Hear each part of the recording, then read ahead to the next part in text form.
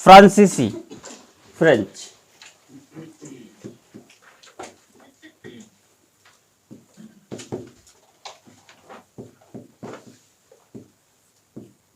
पहली बात तो ये सरकारी कंपनी थी,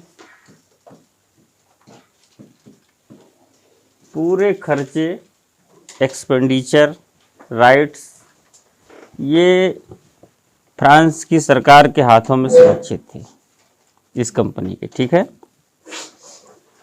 फ्रेंच ईस्ट इंडिया कंपनी की स्थापना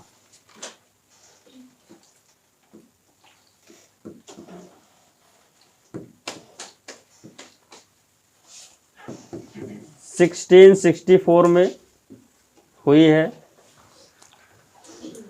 French East India company was established in 1664 by the name of company the Inde Oriental, company the Inde Oriental के नाम से।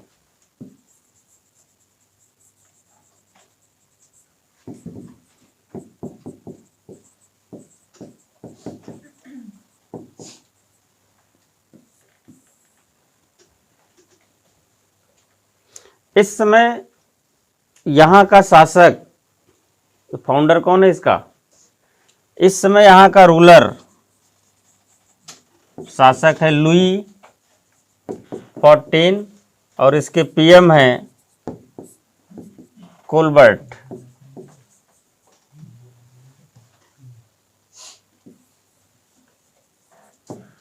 तो लुई 14 के समय में उसके प्रधानमंत्री कोलबर्ट ने फ्रेंच ईस्ट इंडिया कंपनी की स्थापना 1664 में की, कंपनी द इंड ओरिएंटल नाम से। क्लियर? क्या हो गया? ओके। तो ये कंपनी स्थापित हो गई इनकी। जैसा कि पहले से क्लियर है कि सारे लोग सबसे पहले साउथ ईस्ट एशिया गए, तो उस क्रम में ये भी गए, फिर वहां से यहाँ लौटे। ठीक है। तो इन्होंने अपना व्यापार कहाँ से प्रारंभ किया? साउथ ईस्ट एशिया से। उसके बाद ये भारत आए। दक्षिण पूर्वी देशों के साथ व्यापार के लिए, लेकिन इनको अनुमति कौन देगा, जाने ही दो। हो गया। स्टार्ट कहाँ किया? They started from south east Asia, लेकिन वहां उनको सफलता नहीं मिली। But they did not get the success at there. ठीक है। लेकिन वहां उनको सफलता नहीं मिली। फिर ये भारत आए व्यापार को लेकर के।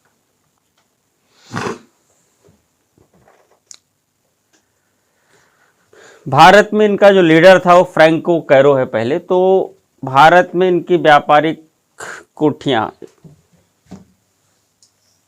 ट्रेडिंग एक्टिविटी, ये हो गया इतना। 1668 में फ्रैंको कैरो ने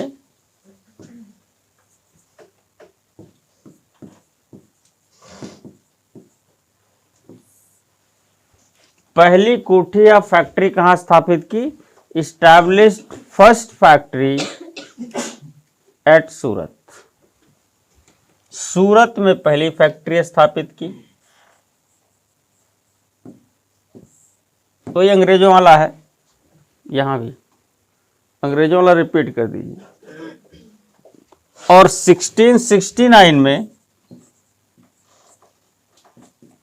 दूसरी फैक्ट्री मसूलीपट्टनम में स्थापित किया, और वो स्थापना करी है मरकारा ने। मरकारा established second at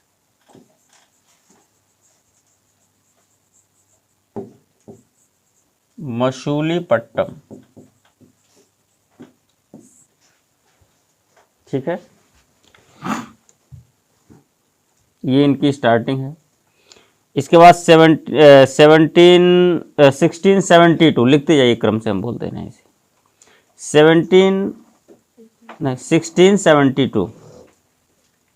1672 सांथोमी,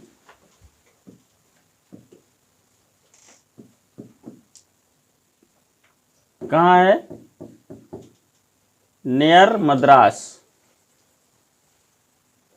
सांथोमी near Madras.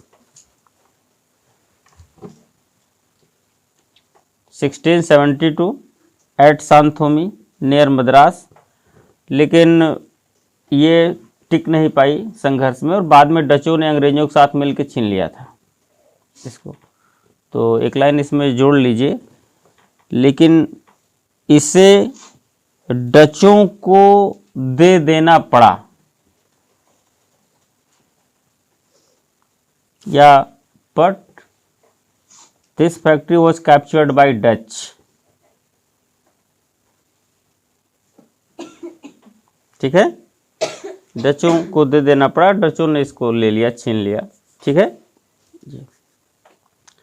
1673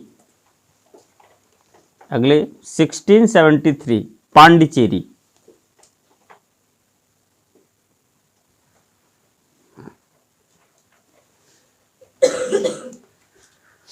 Pondicherry 1673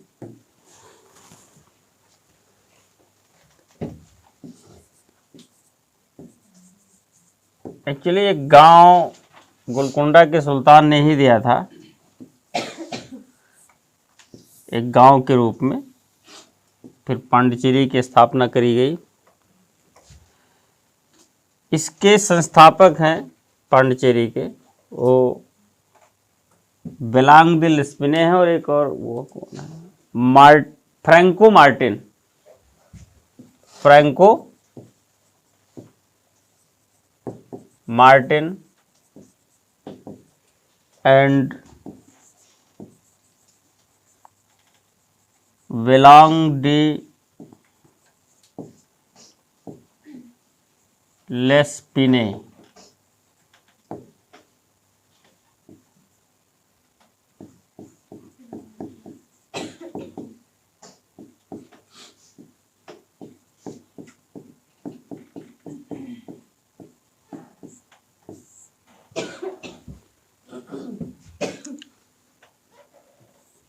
अंग्रेजों ने इस पर कब्जा कर लिया था, हालांकि बाद में एक ट्रीटी द्वारा वापस कर दिया, एक संधि द्वारा।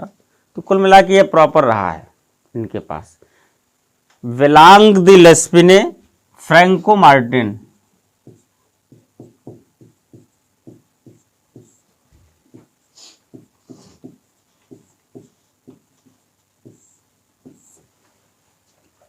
ठीक है,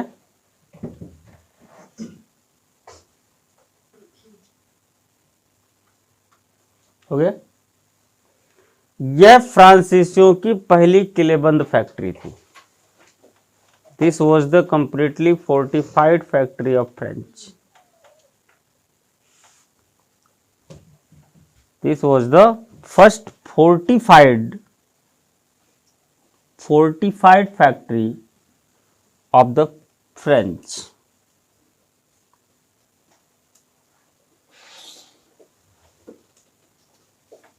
ठीक, ये तो साउथ में इस्टेब्लिशमेंट हो गया। अब इसके बाद कहाँ बढ़ेंगे, पूर्व में जाएंगे, बंगाल की तरफ बढ़ेंगे। 1690 to 92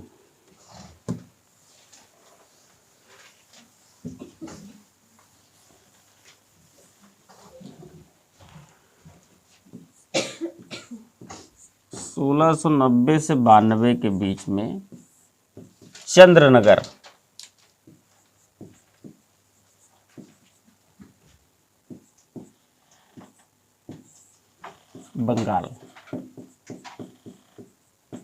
बंगाल के चंद्रनगर में 1690-92 कौन है सूबेदार उस समय वहां का? बंगाल की सूबेदारी किसके हाथ में है? नो, डेट भी देख लो, 1690 लिखा हुआ है। 7 हो जाए 51, 53, 54, 55,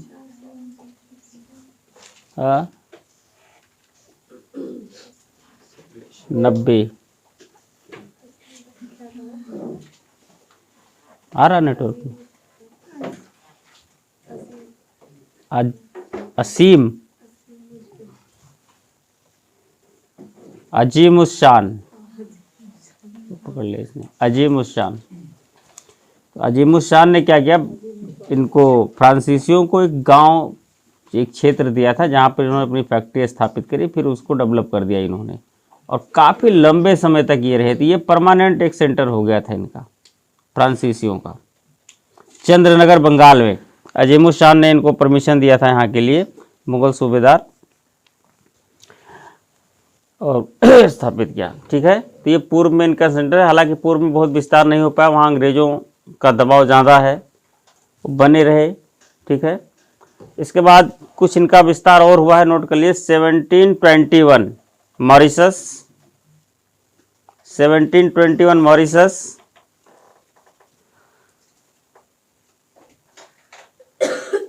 1725 मॉरिशस लिखा, 1725 माहे,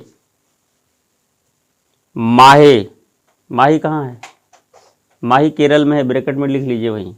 माही एक पोर्ट है और केरल में है माही। 1739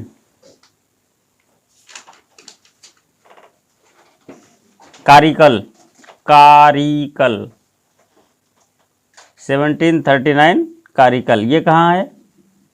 तमिलनाडु, ब्रैकेट में लिख लीजिए वहीं छोटा सा। तो ये इनका विस्तार है, उत्तर से लेके दक्षिण तक, पूर्व से लेके दक्षिण तक कहा जा सकता है, क्योंकि पोर्ट पर ही होगा। ठीक है, फ्रांसीसी कंपनी एक सरकारी कंपनी थी। भारतीय नीतियों के साथ, भारतीय राजनीतिक स्थितियों के साथ उनकी नीतियां बहुत मैच नहीं कर पाई, या वो तो समझ नहीं पाए। ठीक है, या फिर जिम्मेदारियां नहीं ली, तीन बातें हो सकती हैं। कुल मिलाकर के फ्रांस ही भारत के दावेदारों में अंग्रेजों से ज़्यादा फ्रेंच दावेदार थे, लेकिन वही अंग्रेजों से पिछड़ गए। और फिर जब ये पिछड़े तब जाके क्लियर हुआ कि भारत के दावेदार अंग्रेज, फ्रांसीसी नहीं, अब अंग्रेज होंगे।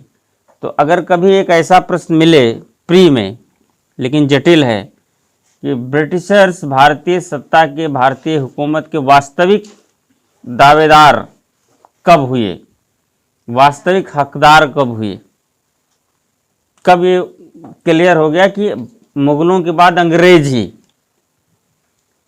तो वो देखने में तो लगता है 1764 बक्सर, देखने में तो ही लगता है ना। और थोड़ा पहले आएंगे तो 1761 पानीपत थर्ड, क्योंकि भारतीय क्षेत्रों में मराठे ऐसे थे जो अच्छी दावेदारी कर रहे थे। तो जब तक मराठे कंप्लीटली पराजित नहीं हुए थे किसी से, और 1761 तक तो लगातार उनका विजय अभियान चलता रहा, जहां जाते थे विजय ले लेते थे। दक्षिण से लेकर उत्तर, पश्चिम, पूरब, अटक से कटक तक उनकी पताकाएं फहरा रही थी। ये स्थिति थी। तो एक लोगों में विश्वास पूरा बना हुआ था कि मराठे शायद आ रहे हैं दिल्ली में, दक्षिण से चले हैं, दिल्ली पहुंच रहे हैं। तो एक दावेदारी यहां से की जाती है। तो मराठों को आप हटा दीजिए तो सामने बचते हैं अंग्रेज। प्लासी में तो नहीं, लेकिन बक्सर में यह कहा जा सकता है कि ब्रिटिशर्स। तो वहां कंफ्यूज नहीं होना है, ब्रिटिशर्स की दावेदारी एक्चुअली बक्सर में तो बनी, लेकिन उससे ज़्यादा और प्रभावी दावेदारी से उसके एक साल पहले ही बन गई थी। 1763 जब पेरिस की संधि हुई, अंग्रेजों और फ्रांसीसियों के बीच एक अंतर्राष्ट्रीय संधि हुई, ट्रीटी ऑफ पेरिस, और जिसमें यह तय हो गया कि अमेरिका का लुईबर्ग, जो वहाँ का एक प्रमुख केंद्र था, उपनिवेशी केंद्र था, वहाँ पर फ्रांसीसी रहेंगे, उनके कब्जे में रहेगा। और भारत का मद्रास, जो मेन सेंटर था, मद्रास जिसके हाथ में है, समझो साउथ इंडिया उसके हाथ में है, वो अंग्रेजों के हाथ में रहेगा। तो मद्रास निकल गया इधर से, और मद्रास निकल जाने का मतलब फिर अंग्रेज एक प्रकार से विजयी हो गए, जीत गए। और फिर ये क्लियर हो गया कि नहीं, अब भारत की सत्ता के दावेदार अंग्रेज ही होंगे। तो वास्तविक अंग्रेजों की दावेदारी पेरिस की संधि 1763,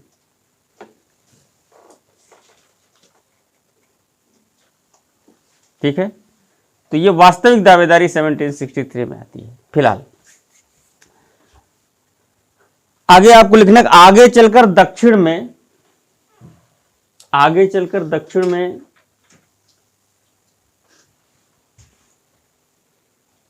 कर्नाटक के युद्धों में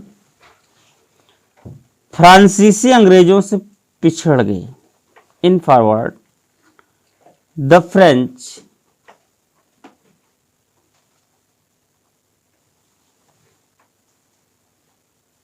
got back in front of Britishers, got back in front of Britishers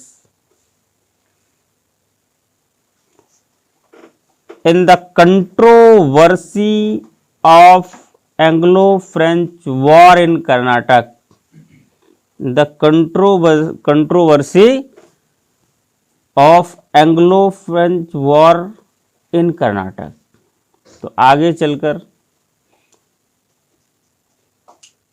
Karnataka में आंग्ल फ्रांसीसी संघर्ष में फ्रांसीसी अंग्रेजों से पिछड़ गए। क्लियर?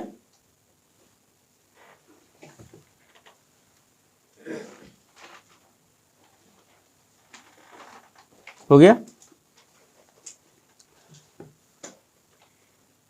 और भारत की सत्ता के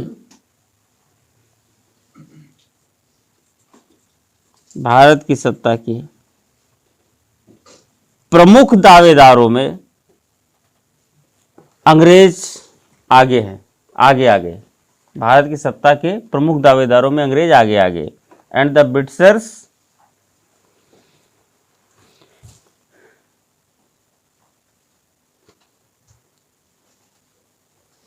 came on front for the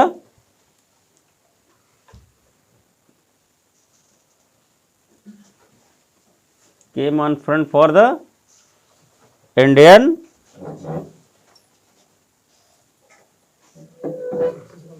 empire लिख लो, हाँ ये भी। तो एंग्लो फ्रेंच वार एक्चुअली ये भी एक मुख्य बिंदु है मुख्य परीक्षा का। तो आगे चल करके हम लोग थोड़ा सा अलग से इसको देख लेंगे, प्रांतियों के बाद जब पूरा प्रांत देख लेंगे, प्रांतीय राजवंश, तो इसको भी थोड़ा सा देखना पड़ेगा। कर्नाटक में 3 युद्ध होते हैं, हालांकि प्रथम और तृतीय, फर्स्ट एंड लास्ट, ये अंतर्राष्ट्रीय कारणों से हैं, क्योंकि ये कर्नाटक के जो 3 युद्ध हैं, यहाँ भारत की जो स्थिति है कर्नाटक की, स्पेशली जो कर्नाटक फील्ड बना हुआ है, ये तो एक बहाना है, लड़ रहे हैं अंग्रेज और फ्रांसीसी।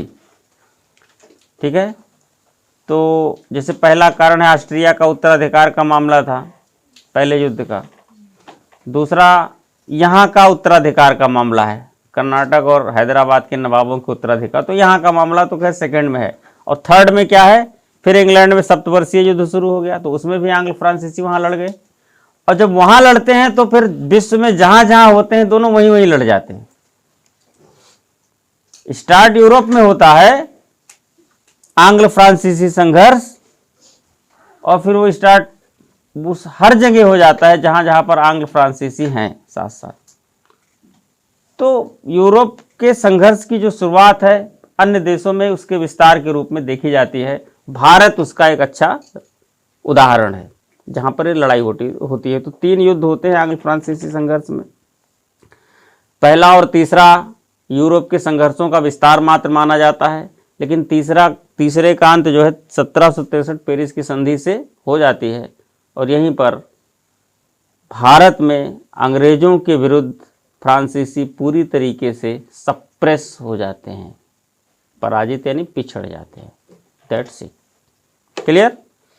तो इस तरीके से हम लोगों ने पहले टॉपिक में सारे यूरोपियों का आगमन हम लोग पढ़ रहे थे, अराइवल ऑफ यूरोपियंस, शुरू करके भारत में लेके आए और वहाँ तक हम लोग उनके साथ रहे जहाँ तक वो टिक पाए, है ना। और एक आपसी संघर्ष उनका हुआ तो स्थिति कुछ ऐसी रही है, जैसे पोर्तुगीज, कब शुरू किया गया, हम 1700 पुर्तगीज की स्टार्टिंग कब हुई है? 1498। कब हम लोगों ने छोड़ दिया इनका साथ? इनका साथ हम लोगों ने कब छोड़ दिया? जब इन्होंने अपना साथ छोड़ दिया। यही तो है ना। 1611 सवाली का युद्ध हुआ, इसके बाद मामला खत्म पे है। फिर हम लोग पढ़ेंगे जरूर, लेकिन बस जाने का रास्ता बताएंगे कैसे से चले जाओ वापस उधर, है ना। तो 1611 तक, क्योंकि ये सबसे पहले आए तो सबसे पहले यहाँ तक इनका साथ रहा है। फिर डच हैं। डच को स्टार्ट हम लोगों ने कब किया? 1605। और कब तक इनके साथ रहे हैं?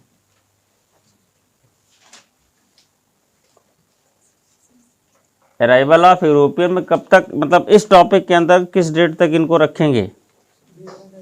है बेदरा का युद्ध 1714। यही सब चीजें पढ़ने का मतलब कि आउटलाइन क्लियर बननी चाहिए। कंटेंट हमने पढ़ लिया, आउटलाइन नहीं है तो फिर निकल जाएगा, ऐसे रास्ता बना के निकल जाएगा, चारों तरफ खुला है। आउटलाइन अगर बन गया समझो बाउंड्री बन गई, निकलने का रास्ता ब्लॉक कर दिया, अब पड़ा है, बन रहेगा। तो फिर 1759 तक काफी अच्छी लड़ाई हुई है इनसे भी। फिर ब्रिटिशर्स हैं।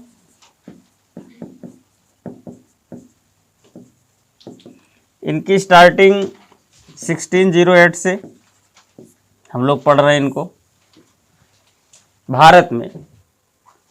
अब इनका अंत नहीं, ये चलते रहेंगे। यही है जो अभी टिके हुए हैं मैदान में, तो हम लोग रोक नहीं सकते। ठीक है। आगमन वाले टॉपिक में इनको स्टॉप कर दिया गया कि यहीं रुको, भी बाद में देखते हैं। और वो है 1715 जान सरवन मिशन। आपने शाही फरमान ले लिया मुगल सम्राट से, इसका मतलब आगे लंबी कहानी है आपके साथ, बहुत आगे तक चलना पड़ेगा। तो आप थोड़ा स्टॉप करो, इस टॉपिक को खत्म करो, दूसरे में जोड़ेंगे। फिर इसके बाद डेनिस। डेनिस की स्टार्टिंग हम लोगों ने किया है 1620 से हुआ है ना। और 1745 में नामो निशान मिटा दिया गया, क्योंकि बीच में इनके कोई बहुत अच्छे खासे, मतलब कोई ऐसी वर्किंग रही नहीं जिसको लिखा जाए पढ़ा जाए। तो देखते ही देखते निपटा दिया गया कि जाओ अच्छा। तो 1745 तक थोड़ी बहुत भी अगर घटना है तो रख देंगे, क्या करना है।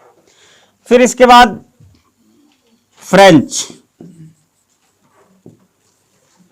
फ्रेंच को हम लोगों ने स्टार्ट किया 1668 से भारत में, और इनको कर्नाटक 1763 तक ढोएंगे तो इनको 1954 तक। लेकिन सीरियसली यहीं तक, इसके बाद मामला हल्का हो जाता है। ठीक है। जब कोई हार जाता है तो फिर उसको लोग सीरियसली लेते नहीं, तो सबके साथ यही हुआ है। ये एक कॉमन फैक्ट है जो सबके साथ है। तो चाहे अंग्रेज हो, चाहे फ्रांस हो, चाहे आधुनिक काल हो, चाहे हम हो, चाहे आप हो, चाहे जो हो, ठीक है, वो है। तो ये अब आप जैसे हम लोग लगभग वहां तक पहुंचे हैं जहां तक सिलेबस की स्टार्टिंग होती है 18वीं शताब्दी के मध्य, यही से तो था। From the middle of 18th century, यहीं से आगे लेके चलना था। तो यहीं से आगे किसको लेके चलेंगे? अंग्रेज हैं। ठीक है। ये इनको आगे बढ़ाओ। कुल मिला के 1700 ईस्वी तक प्रॉपर 1700 एंड उसके बाद भी हम लोगों ने भारत में यूरोपीय आगमन, यूरोपीय वाणिज्य का प्रारंभ, यूरोपीय वाणिज्य की स्थिति, यूरोपीय वाणिज्य के आपसी संघर्ष, यूरोपीय वाणिज्य में आपसी संघर्ष में अंग्रेजों की बढ़त, ठीक है, इतने मुद्दों पर उसके कारण सहित चर्चा कर ली है। क्योंकि अगर क्वेश्चन पुटअप होता है कि भारत में यूरोपीय वाणिज्य की स्थापना और उसकी बढ़त के पीछे कौन से कारक उत्तरदायी थे, क्या लिखेंगे आप? जैसे यही तो है मेन, इनको हराया, इनको हराया, इनको हराया, इनको हराया, आगे निकल करके आए सामने इधर। तो वो फैक्टर कौन सा है जो इनके वाणिज्य की प्रॉपर इस्टेब्लिशमेंट और फिर इंक्रीजमेंट के पीछे फैक्टर कौन कौन से हैं? एकमात्र फैक्टर है अन्य यूरोपीय कंपनियों का लगभग सभी मामलों में, चाहे वो नेवी का मामला हो, चाहे वो स्थल पर युद्ध का मामला हो, चाहे व्यापारिक क्रियाकलाप एक्टिविटी या उसकी पूंजी का मामला हो, या भारतीय राजतंत्र, भारतीय बिखरे हुए राजतंत्र के सहयोग पाने का मामला हो, मौके पर सारे मामलों में अन्य यूरोपीय कंपनियां ब्रिटिशर्स से पिछड़ गई, मुकाबला नहीं कर पाई, सो ब्रिटिशर्स आगे बढ़े।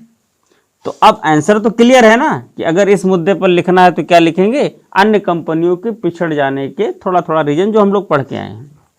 पुर्तगाली कैसे हार गए?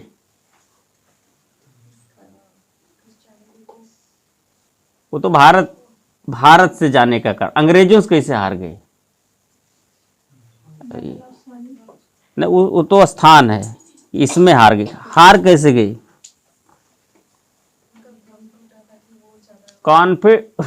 ओवर कॉन्फिडेंस के कारण हार गए। पुर्तगालियों का ओवर कॉन्फिडेंस उनको हरा गया। ओवर कॉन्फिडेंस भी बड़ा खतरनाक है ना? हर चीज में मैं और मैंने, बहुत खतरनाक है। ये पुर्तगालियों के साथ था।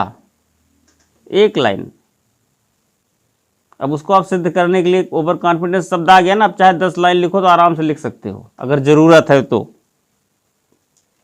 है ना? ओवर कॉन्फिडेंस में हार गए। और कैसे हार गए? डच कैसे हार गए? डच व्यापारिक क्रियाकलापों और भारतीयों के सहयोग पाने में पिछड़ गए। डचों की तुलना में अंग्रेजों का भारतीयों ने ज्यादा सहयोग किया। नहीं, डच भी कमजोर नहीं थे, पहले के व्यापारी थे, पूंजी से भी मजबूत थे, पैसे में भी कमजोर नहीं है, व्यापार में भी कमजोर नहीं है, विस्तार में भी कमजोर नहीं है। वो कैसे हार गए? भारतीयों का तुलनात्मक रूप से कंपैरेटिवली सहयोग पाने में पिछड़ गए। उतना सहयोग भारतीयों ने उनका नहीं किया जितना अंग्रेजों किया।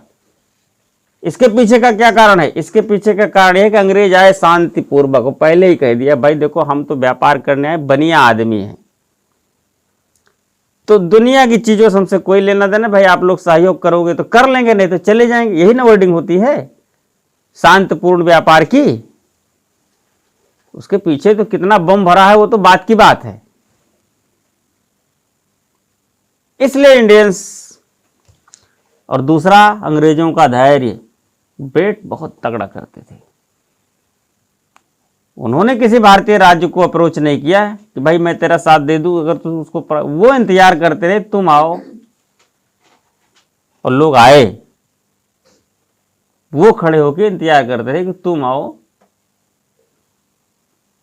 मैं अप्रोच नहीं करने वाला कि मैं तुम्हारा साथ, तुम आओ सहयोग मांगो। और लोग आए और मांगे क्योंकि स्थिति को देखकर उनको पता था। तो डच इसलिए गए कोऑपरेशन के मामले में।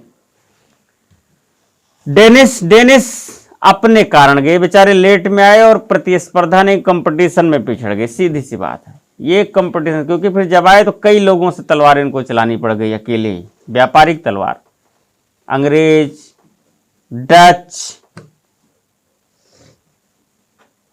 दो तो यही मेन, तो यही दो हैं, अंग्रेज। तो इन दोनों से, दोनों बड़े जबरदस्त व्यापारी हैं, बहुत मजबूत कर लिए अपने आप को। तो ये फिर पिछड़ गए, अपने आप चले गए, इनको भगाना नहीं पड़ा। देखे इधर उधर कोशिश किए, किसी ने ज़्यादा लोड लिया नहीं इनका, कोई ध्यान ही नहीं देता था। 10 बार पूछते तो कोई एक बार जवाब दे देता था, भाई इधर बैठ जाएं, कोई ध्यान ही नहीं दे रहा, बैठ जाएं, फिर कोई बैठ जाए, अब बैठ जाए यार, तीसरे चौथे नंबर पर। इसको कहते हैं अंडर एस्टिमेट करना। इनको कोई लोड ही नहीं लिया, बेचारे खुद ही चले गए बेच बाज, भाई तू ले जाओ करो। फ्रेंच, अभी अभी आपने देखा कि फ्रांसीसी कंपनी एक सरकारी कंपनी, ये सबसे बड़ा ड्रॉबैक है इसका। यहाँ की वास्तविक, चूंकि निर्णय सारे डिसीजन किसके हाथों में सुरक्षित थे, फ्रांस की सरकार की। फ्रांस की सरकार बैठती थी पेरिस में, वो यहाँ की यथास्थिति यानी कंटेम्परेरी जो मामले थे उस पर वो तुरंत एक्शन नहीं, या उसको समझ नहीं पाती थी। कुल मिलाकर के वो समझ ही नहीं पाती थी, लोग बताते थे तो वो फिर ध्यान नहीं देते कि ये स्थिति, सिचुएशंस को नहीं समझ पाती थी। वो डिसीजन अपने अकॉर्डिंग लेती थी, सिचुएशन के अकॉर्डिंग डिसीजन होता है, और एक होता है प्री प्लान डिसीजन। तो वो प्री प्लान डिसीजन लेते थे, हमको अब ये करना है, एक रोड मैप बनाया हुआ था उन्होंने। अब पता लगा यहाँ लड़ाई चल रही है तो तुरंत डुप्ले अगर अच्छा करा, डुप्ले को रहने देना चाहिए था, लेकिन उनके रोड मैप में है कि डुप्ले इतने दिन तक रहेगा, इसके बाद वापस आएगा। पता लगा उधर से आदेश आ गया, भाई डुप्ले आ जाओ। अब डुप्ले इधर फंसा हुआ है और बढ़िया कर रहा है, तो अगर कोई अच्छी बैटिंग कर रहा है तो रोको उसको, जबरदस्ती उसको रिटायर क्यों कर रहे हो? अच्छा परफॉर्मेंस है तो जब तक बढ़िया कर रहा है तब तक रोको ना उसको। रिजल्ट से लेना देना है ना, उसकी एज से लेना देना है, समय से। लेकिन वो अपना, तो कुल मिला के सरकारी, पहली चीज तो पहला तो रीजन सरकारी कंपनी का ड्रॉबैक यही रहा है कि वो डिसीजन वो लेते थे जो प्री प्लान्ड होता था, तो यहाँ की सिचुएशनल डिसीजन वहां से आती नहीं थी, तो जो जरूरत होती थी उसके अकॉर्डिंग उनके डिसीजन होते नहीं थे, उल्टा हो जाता था मामला। दूसरी बात, सरकारी कर्मचारी नेचुरली थोड़ा सा लापरवाही होती है, ये तो नेचुरल है। जहां जिम्मेदारी नहीं होती वहां लापरवाही होती है, नुकसान की जिम्मेदारी जहां नहीं होती है वहां लापरवाही। तो कुल मिलाकर के वो अधिक से अधिक लाभ कमाने का मुद्दा होता है सरकारी मामलों में। ये सरकार ही, जब वो सरकार का भी नेचर वैसा होता तो कर्मचारियों का भी, सरकार भी पहुंचती है तो भी राजकोष पर कब्जा ही करने पहुंचती है अधिक से अधिक। तो एक ड्रॉबैक ये हो गया। तो कुल मिलाकर के आंग्ल फ्रांसीसी। फिर अंतरराष्ट्रीय मामले, फ्रांस और ब्रिटेन दोनों के संघर्ष केवल भारत में नहीं अंतरराष्ट्रीय स्तर पर चल रहे थे। तो समस्या, अगर भारत में लड़ने की नौबत नहीं है, सब बढ़िया चल रहा है, तो पता लगा उधर लड़ गए ये यूरोप में, तो उधर लड़ गए तो इधर लड़ना मजबूरी है। इधर सब बढ़िया चल रहा है तो इधर युद्ध का कोई ऐसा माहौल नहीं है, लेकिन उधर लड़ गए तो फिर इधर ऑटोमेटिक। तो अंतर्राष्ट्रीय प्रभाव भी और दूसरे सरकारी, फिर ये सारी चीजें हैं, ठीक है। तो कुल मिलाकर के फ्रांसीसी भी पिछड़ गए। कारण क्लियर हुआ इसके पीछे। तो अब ब्रिटिशर्स सामने आए हैं, इनके पीछे का जो रीजन है हमने क्लियर किया आपको कि कैसे यही आगे आ पाए। तो आंतरिक मामलों में, आपसी मामलों से संबंध मेरा यह है कि यूरोपियंस के आपसी मामलों में, ये सारे यूरोपियन कंट्री है तो इनमें जो भी संघर्ष हो रहा है इनका आपस में संघर्ष हो रहा है। तो इनका एक आपसी संघर्ष है जिसमें ब्रिटिश जीते। अब ब्रिटिश आगे निकल करके आते हैं तो इनका अब अगला संघर्ष होगा, वो है अब ये है। पहला तो आपस की, तो पहली लड़ाई तो अपने से होती है ना, पहली तो अपने से जो जीत गया फिर वो बाहर वालों से जीत ही जाएगा। तो ऐसा लिखिए, पॉलिटिकल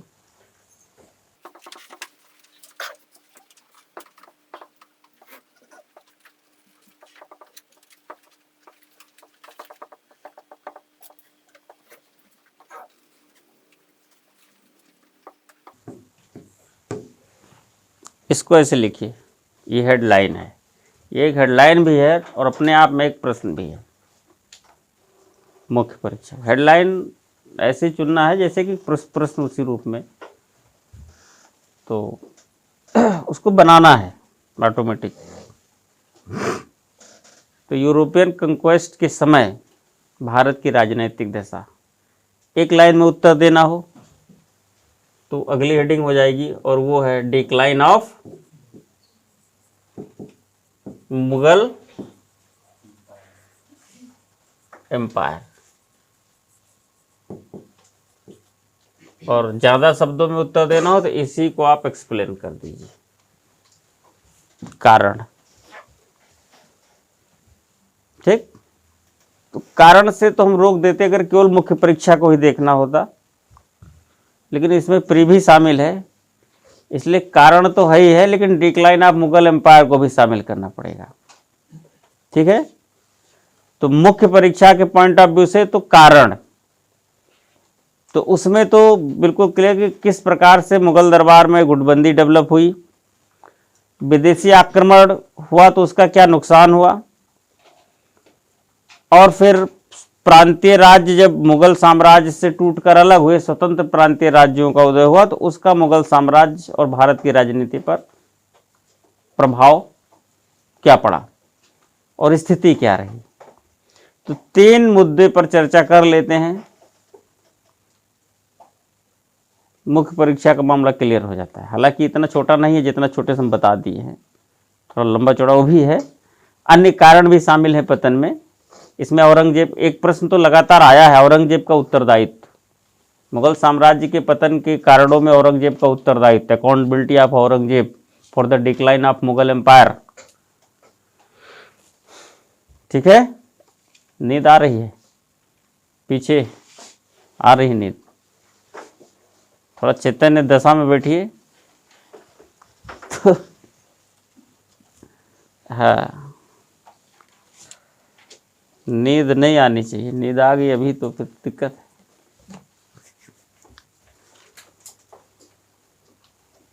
लेकिन पॉलिटिकल कंडीशन भी थोड़ा सा देखते हैं आफ्टर औरंगजेब, तो अब दोनों मिला लेते हैं, इसी में खिचड़ी कर देते हैं। ठीक है, यह 1707 3 मार्च 1707, 3 मार्च है शायद, अगर गलत होगा तो देख लीजिएगा, सही कर दीजिएगा, कहीं मिल जाता है हर जगह। शायद 3 मार्च 1707 औरंगजेब की मृत्यु।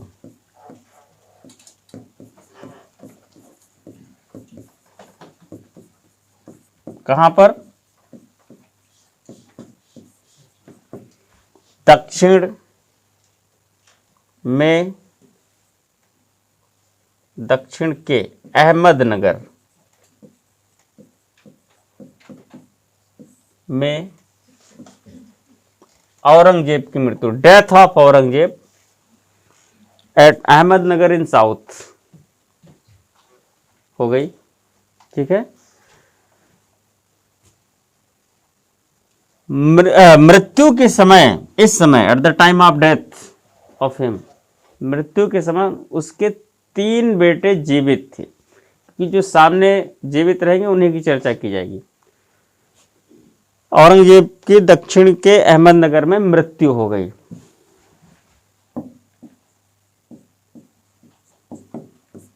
Death of Aurangzeb at Ahmednagar in south. ठीक है, ऑन 3 मार्च ऑफ 1707। और इस समय उसके 3 जीवित पुत्र थे। Now this time he had 3 alive son. ये लिखना बहुत जरूरी है क्योंकि उस समय पुत्र बहुत होते थे, क्योंकि पत्नियां भी बहुत होती थी, तो कभी कभी ये पता नहीं होता था कि कौन किसका पुत्र है, उसमें घालमेल हो जाता था। हाँ, नहीं पता चल पाता था।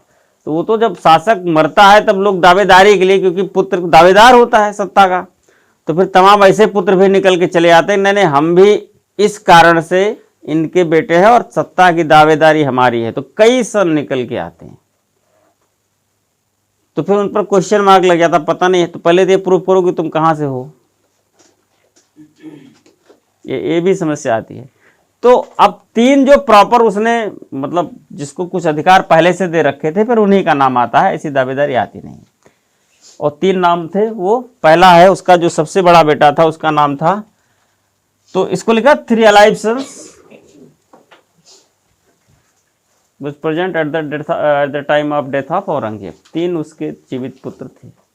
कौन कौन? पहला मोहम्मद मुअज्जम, मुअज्जम,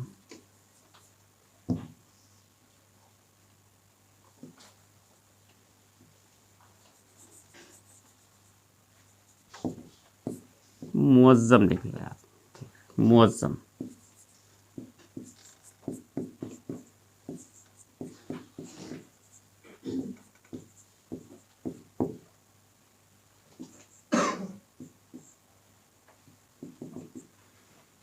मोहम्मद मुअज्जम ये उस समय किस पोस्ट पर था? ये उत्तर पश्चिम का सूबेदार था। उत्तर पश्चिम का सूबेदार। उत्तर पश्चिम से समझ रहे हैं? है? अरे भारत का उत्तर पश्चिम, पंजाब, सिंध, पाकिस्तान वाला जो क्षेत्र है, पंजाब, सिंध, पाकिस्तान वाला क्षेत्र, पंजाब और सिंध मेन होते थे, मुल्तान भी शामिल है। ये सब मुगल साम्राज्य के हिस्से थे। है तो काबुल तक, लेकिन काबुल हाथ से इस समय निकल गया है। शाहजहां के समय ही निकल गया था काबुल। तो उत्तर पश्चिम,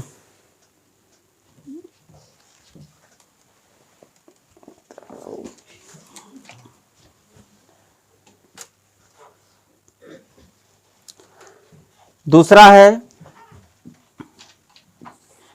मोहम्मद आजम।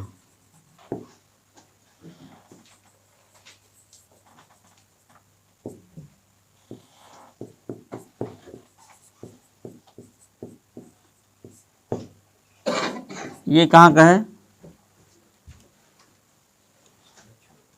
दक्षिण, स्पेशली दक्षिण। हाँ, ये बादशाह के साथ ही है, औरंगजेब के साथ है, और दक्षिण की जिम्मेदारी है इसके पास।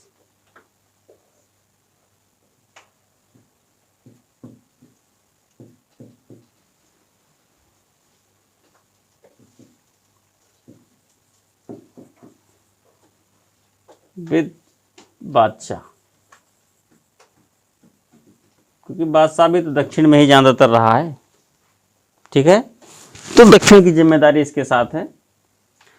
फिर तीसरा इसका बेटा है, ये अहमदनगर में। कुल मिला के लोकेशन इसकी अहमदनगर है। सूबेदार नहीं, सूबेदार नहीं था। सूबेदार की वहां जरूरत ही नहीं थी। वहां औरंगजेब खुद परमानेंट बना रहा है, तो काम तो वही कर रहा है, बट दोनों साथ में रहे हैं। तो अहमदनगर में रहा ये।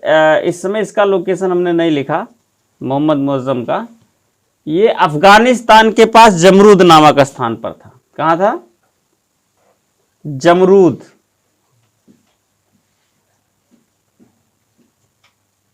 The place of Jamrud near Afghanistan, near Afghanistan. दोनों का हो गया। और तीसरा है मोहम्मद कामबख्श।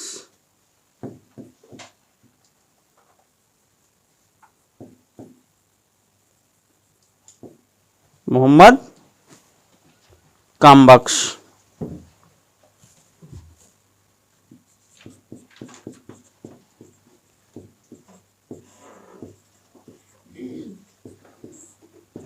ये इस समय बीजापुर में है। बीजा है दक्षिण में। ये भी क्या है पता नहीं, कर्नाटक वाला जो क्षेत्र है, बीजापुर, ये यहां पर है। ठीक है, तो लोकेशन इसकी बीजापुर में है, कर्नाटक आज का। मोहम्मद आजम अहमदनगर में है। तो बा वाला बीजापुर कामबख्श और आ वाला अहमदनगर आजम, और मुअज्जम फिर जो बचा है मुअज्जम का हो गया, वो हो गया जमरूद, अफगानिस्तान। मुअज्जम अफगानिस्तान। ठीक है, जमरूद ना। लोकेशन क्लियर है तीनों की। 3 जीवित बेटे थे, तीनों की लोकेशन ये है। ठीक है, अब इसको हटाइए। थोड़ा पॉलिटिकली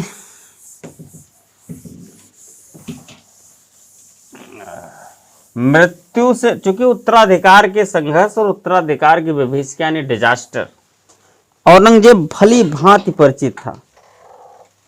उत्तराधिकार की विभीषिका यानी डिजास्टर से औरंगजेब, क्योंकि उत्तराधिकार की लड़ाई में जो जो खो करके शासक बना है उसको पूरा पता है कि उत्तराधिकार का संघर्ष कितना भयावह, कितना खतरनाक एंड डेंजरस होता है।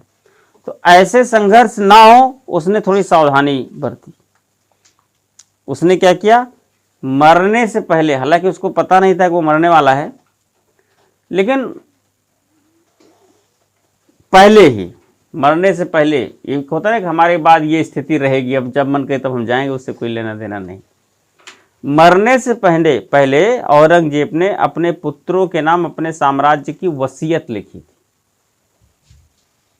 ऐसा करने वाला औरंगजेब मुगल में पहला शासक है। ठीक है, तो इसको आप नोट कर लिए कि मरने से पहले, before his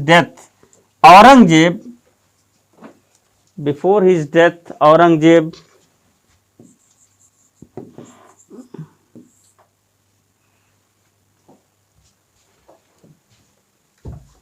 prepared a bill, एक वसीयत तैयार की, in favour of his sons,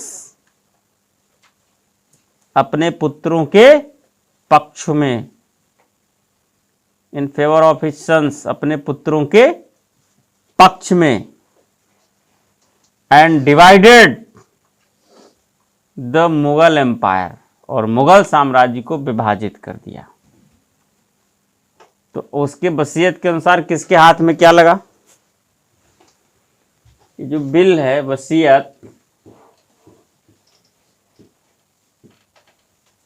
इसके अकॉर्डिंग क्या लगा, किसके हाथ में, मुअज्जम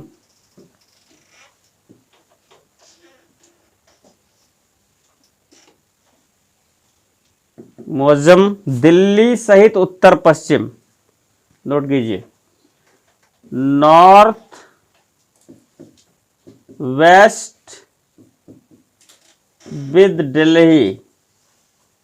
अब यही मेन है, दिल्ली इसके हाथ में रहेगा और उत्तर पश्चिम के क्षेत्र रहेंगे, दिल्ली सहित उत्तर पश्चिम। समझ गए ना, उत्तराधिकार में उसने सीधे दिल्ली दे दिया अपने बड़े बेटे को। ठीक, ये वसीयत लिखी।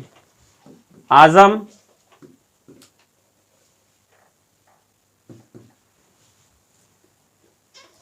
आगरा, मालवा एंड गुजरात,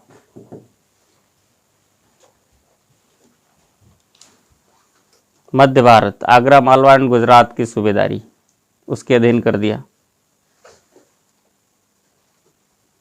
ठीक, कामबख्श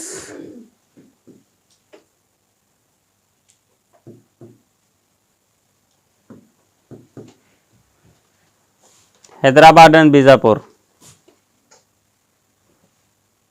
हैदराबाद है उस समय, क्षेत्र खैर वही है, हैदराबाद नहीं है,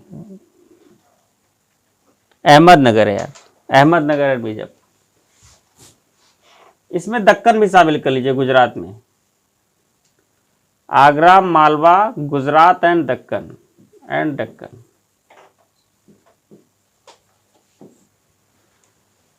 अहमदनगर,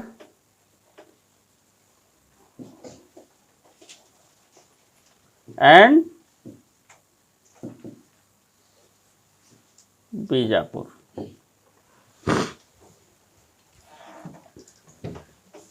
हो गया, किसके हाथ में क्या आया, मध्य भारत आजम के, कुछ साउथ लेकर के, एकदम साउदर्न जो क्षेत्र है दक्षिणी वो कामबख्श के हाथ में चला गया, और उत्तर पश्चिमी दिल्ली सहित मोहम्मद मुअज्जम। फाइनली ये डिसाइड हुआ कि राज्य का जो बंटवारा हुआ है उसमें दिल्ली यानी शासक की जो जिम्मेदारी है वो मोहम्मद मुअज्जम के, बस इसी बात की लड़ाई आगे बढ़ जाएगी। दिल्ली एक है, पाने वाले तीन हैं, अब इसको आप, हो गया, मेंशन कर लिया।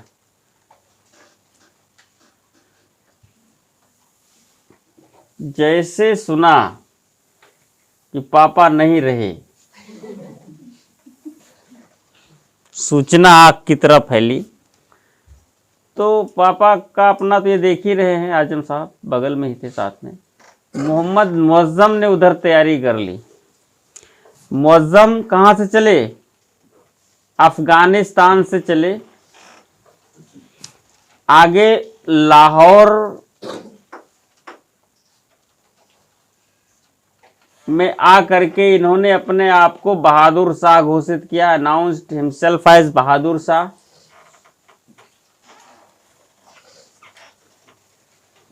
लाहौर में बहादुर शाह घोषित किया और मुगल सम्राट एंड बादशाह,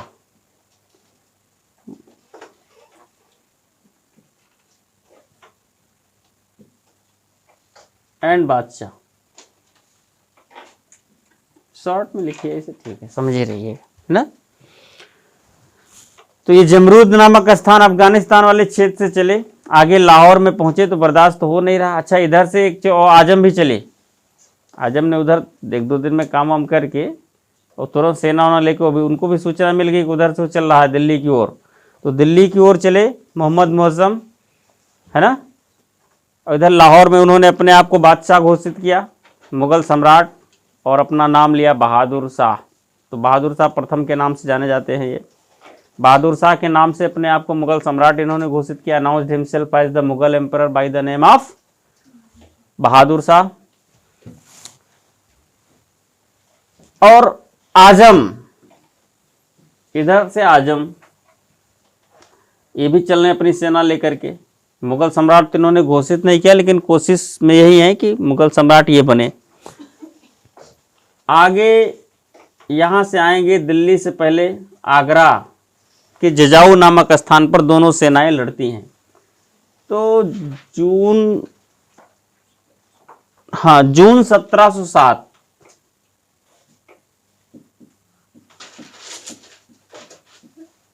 जजाऊ का एक युद्ध होता है आजम और मुअज्जम के बीच, बैटल ऑफ जजाऊ।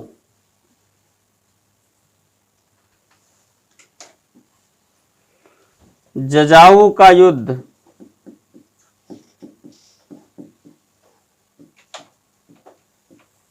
किसके बीच में? मुअज्जम और आजम के बीच में। मेंशन कीजिए,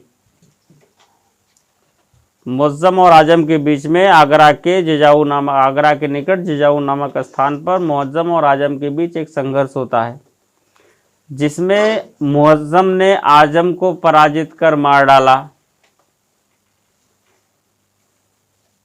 मुअज्जम किल्ड द आजम, जिसमें इनमें मुअज्जम किल्ड द आजम को मार दिया पराजित कर। ठीक है, खत्म। आगे बढ़े, और अब आगे इसको पराजित कर पहुंचे ही बगल में दिल्ली।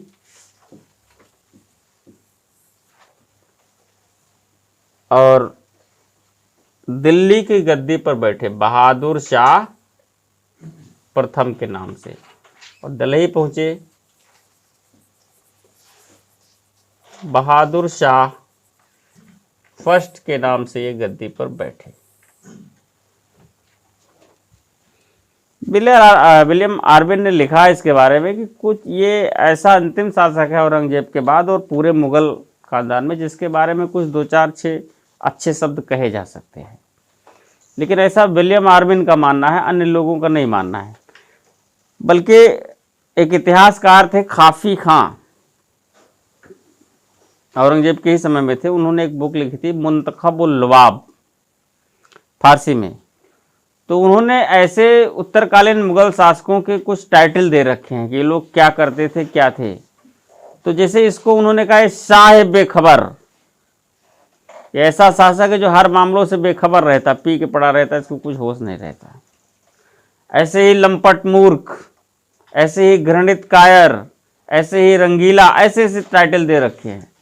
इन टाइटल से ही लगता है कि ये सारे मुगल बादशाह उत्तरकालीन मुगल बादशाह। तो हम उत्तरकालीन मुगल बादशाह की हेडिंग से ऐसे नहीं पढ़ते, इनके टाइटल से लगता है कि ये उत्तरकालीन मुगल बादशाह है, तो उतरता हुआ, इसके बाद खत्म है कहानी, लास्ट, है ना।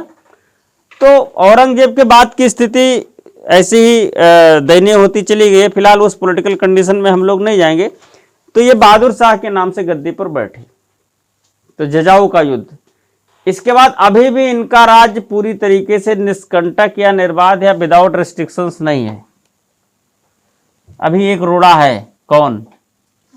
कामबख्श है तो भाई, लेकिन वो सरेंडर कर रहा है उधर साउथ में, वो आया है नहीं, उन्हें नहीं, उसको पता है यार जाओ, अब हम जाएंगे तो हमारा भी हाल। लेकिन इसको डाउट है कि आज नहीं तो कल अगर किसी ने उसको अच्छा सपोर्ट कर दिया तो दावेदारी करेगा जरूर। तो अगर इस शासन सत्ता को निर्बाध विदाउट रेस्ट्रिक्शंस अगर आगे लेके जाना है तो इसको खत्म होना पड़ेगा। तो 1709 शायद जनवरी 1709 है शायद, 1709 में 2 साल बाद बहादुर शाह ने क्या किया, बीजापुर जाकर के खुद लड़ा। अगली उत्तराधिकार की जो लड़ाई होती है उसका नाम है बैटल ऑफ बीजापुर या कर्नाटक, दोनों नाम आप लिख करके लिख लीजिएगा। बैटल ऑफ बीजापुर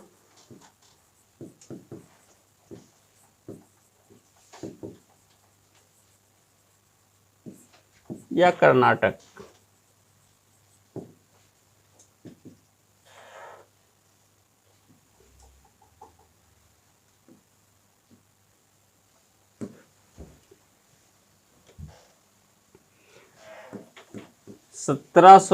जनवरी 1709 है। किसके बीच में हुआ? मुअज्जम और यस,